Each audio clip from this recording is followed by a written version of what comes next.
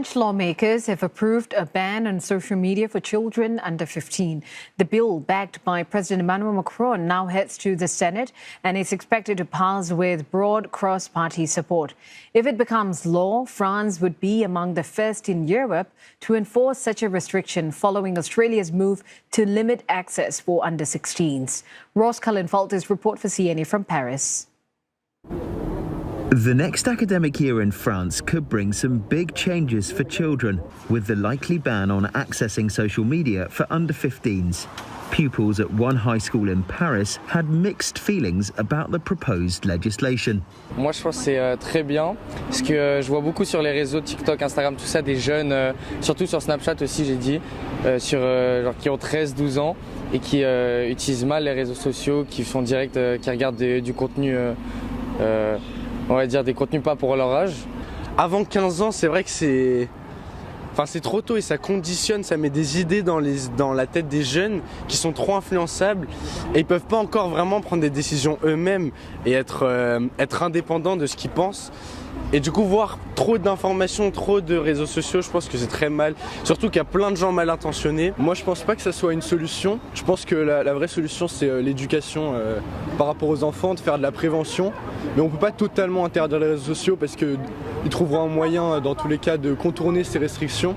The bill would also ban mobile phones in all schools. Some already oblige pupils to hand in phones at the start of every lesson. But one teenager who asked not to be filmed demonstrated a popular tactic. Take an old phone to hand in and hold on to your working device. And some people think children will just as easily be able to circumvent a social media ban, for example by using virtual private networks to log on. But France fiercely defends its freedoms, and some activists think the move would impact the right to freedom of expression. Alice Apostoli is the advocacy officer at the campaign group Feminists Against Cyberbullying. It does restrain liberty of communication. It also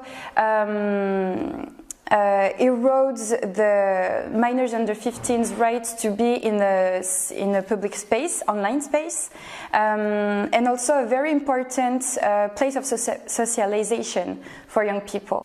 Around 200 million people in Europe use TikTok every month.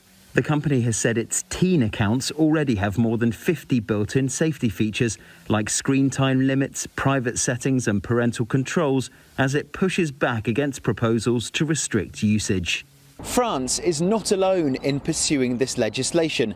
Portugal, Denmark and Greece are just some of the nations pushing for similar action across the European Union.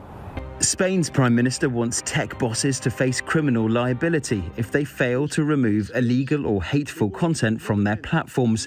And the human rights organisation, the Council of Europe, argues the responsibility for safety online must come from the platforms themselves, rather than governments banning children from scrolling through social media.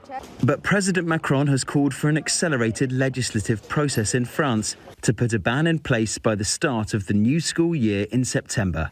For CNA, I'm Ross Cullen in Paris.